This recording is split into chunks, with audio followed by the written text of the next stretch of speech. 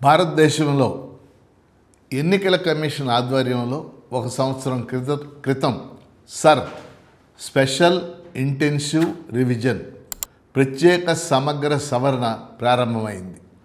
ఓటర్ల జాబితాను రూపొందించడానికి ఈ నూతన ప్రక్రియని ఎన్నికల కమిషన్ చేపట్టింది.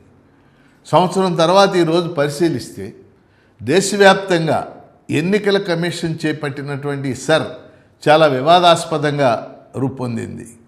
నిన్నటి రోజున 23 ప్రతిపక్ష పార్టీల నాయకులు supreme court of India chief justice of ఇండియాకి ఒక ఉత్తరం రాశారు. ఆ ఉత్తరంలో న్యాయ సమీక్ష చేయాలి, సర్ గురించి న్యాయ వ్యవస్థ జోక్యం చేసుకోవాలని చెప్పేసి ఆ 23 పార్టీలు కూడా చీఫ్ జస్టిస్ ఆఫ్ ఇండియాని కోరటం జరిగింది. దీనికి ప్రధానమైన కారణం మన అందరికీ తెలుసు. గత సంవత్సర కాలంలో వివిధ రాష్ట్రాల్లో సుమారు 6 కోట్ల ఓట్లు తొలగించబడ్డాయని ఒక అంచనా. మనం బీహార్లో చూసాం, ఎన్నికలకు ముందు 67 లక్షల ఓట్లు బీహార్లో తొలగించబడ్డాయి. బెంగాల్లో సుమారు 90 లక్షల ఓట్లు తొలగించబడ్డాయి. మహారాష్ట్రలో ఇప్పటికే 22 లక్షల ఓట్లు తొలగించబడ్డాయి. దేశవ్యాప్తంగా ఒక ఆందోళన వ్యక్తం అవుతుంది. తొలగించబడేటటువంటి ఓట్లలో ఎక్కువ భాగం మైనార్టీలు, దళితులు, వలస కార్మికులు, మహిళలు, పేదవాళ్ళు ఎక్కువగా ఉంటున్నారనేది ఇప్పుడు మనకు ఉన్నటువంటి సోర్సెస్ ద్వారా మనకు అర్థమవుతున్నటువంటి విషయం. ఒక ఉదాహరణ చెప్పాలంటే, ఇటీవల కలకత్తా నగరంలో రాజగోపాల్ అనే ఆయన ఒక గొప్ప ఎడిటర్. ఆయన టెలిగ్రాఫ్ పత్రికకి ఆయన ఎడిటర్గా చేశాడు. ఎకనామిక్ టైమ్స్ అనేటటువంటి పత్రికకి ఆయన ఎడిటర్గా చేశాడు. బిజినెస్ స్టాండర్డ్ అనేటటువంటి పత్రికకి ఆయన ఎడిటర్గా చేశాడు. ఆయన తల్లిదండ్రులు ఇద్దరు కూడా గౌరవనీయులైనటువంటి ప్రొఫెసర్. కానీ 2002 ఎన్నికల జాబితాలో ఆయన తల్లిదండ్రుల పేర్లు లేవు అనేటటువంటి పేరుతో రాజగోపాల్ని మొత్తం ప్రాసెస్, జన్మ ధృవపత్రం, మెట్రికులేషన్ సర్టిఫికేటు ఇవన్నీ తెచ్చుకోమన్నారు. ఆయన అవన్నీ తెచ్చుకోవడం జరిగింది. అవన్నీ తెచ్చుకున్నాడు. ఆయన తెచ్చుకున్నప్పటికి కూడా ఆయన ఓటుని తొలగించారు ఎన్నికలకు ముందు. ఇప్పుడు ఓటును తొలగించడమే కాదు, నీకు ఓటు లేదు కాబట్టి పాస్పోర్ట్ రెన్యువల్ కూడా చేయం అని చెప్తున్నటువంటి పరిస్థితి. అంటే ఒక కక్షపూరితమైనటువంటి ధోరణితో ఒక ఎడిటర్, ఆయన ఒక గౌరవనీయుడైనటువంటి ఎడిటర్ కక్షపూరిత ధోరణితో వ్యవహరిస్తున్నటువంటి పరిస్థితిని మనం చూస్తూ ఉన్నాం. అసలు మొత్తం ఎన్నికల కమిషన్ చేపట్టినటువంటి ఈ సర్ ప్రక్రియ ఎన్నికల కమిషన్ యొక్క పారదర్శకతని, రాజ్యాంగ భద్రతని, అలాగే నిష్పక్షపాతతని ప్రశ్నించేదిగా తయారైంది. ఇవాళ ఎన్నికల కమిషన్ పూర్తిగా పక్షపాత ధోరణితో వ్యవహరిస్తుంది అనేది ప్రస్తుతం వస్తున్నటువంటి ప్రధానమైన విమర్శ. నిన్న 23 రాజకీయ పార్టీలు కూడా supreme court of chief justice of ఇండియాకి రాసినటువంటి ఉత్తరంలో ఈ అంశాన్ని పేర్కోవటం అనేది జరిగింది. ఇప్పుడు ఎందుకు వీటిని పేర్కొన్నాను నేను? మన ఆంధ్రప్రదేశ్లో కూడా సర్ అమలు జరుగుతుంది.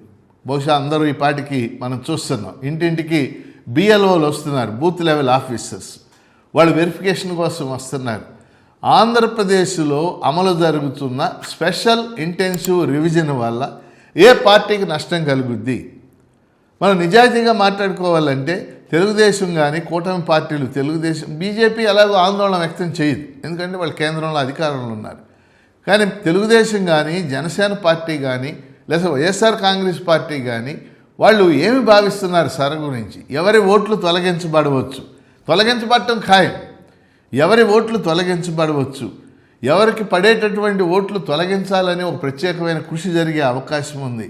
ఈ అంశాలన్నీ కూడా ఇప్పుడు మన రాష్ట్రంలో చర్చనీయాంశంగా ఉంది. ఎందుకంటే ప్రజాస్వామ్యానికి ప్రాతిపదిక ఎన్నికలకు ప్రాతిపదిక ఓటర్ల జాబితాలు. ఓటర్ల జాబితాలో ఓటు ఉంటేనే ఓటు వేయటానికి అవకాశం ఉంటుంది. డాక్టర్ అంబేద్కర్ చెప్పాడు, ఒక మనిషి, ఒక ఓటు, ఒక విలువ.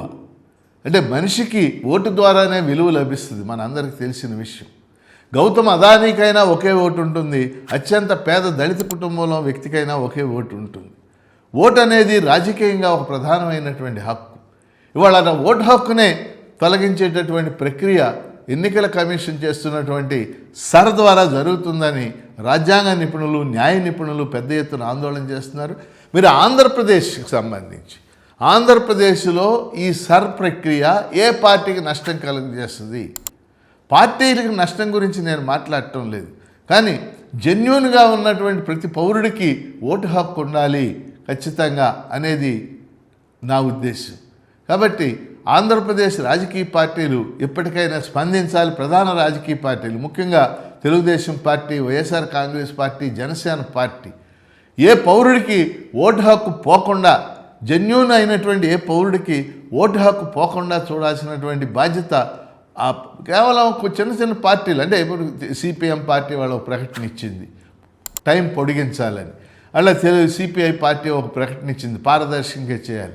కానీ ప్రధాన రాజకీయ పార్టీలు సర గురించి నోరు విప్పకపోవడం అనేది సరైనటువంటి, ఎవరి ఓట్లైనా నష్టపోవచ్చు, కానీ ఎవరి ఓట్లు నష్టపోయినాయి, ఎవరు అధికారంలోకి వస్తారు అనే దానికంటే కూడా జెన్యూన్గా ఉన్న ప్రతి పౌరుడు ఓటు హక్కు వేసే విధంగా సర్ ప్రక్రియ కొనసాగే విధంగా ఆంధ్రప్రదేశ్లో పార్టీలు అవి ప్రయత్నించాలని చెప్పేసి నేను కోరుతా ఉన్నాను. KS Lakshmanarao people's channel subscribe చేయండి, ప్రోత్సహించండి.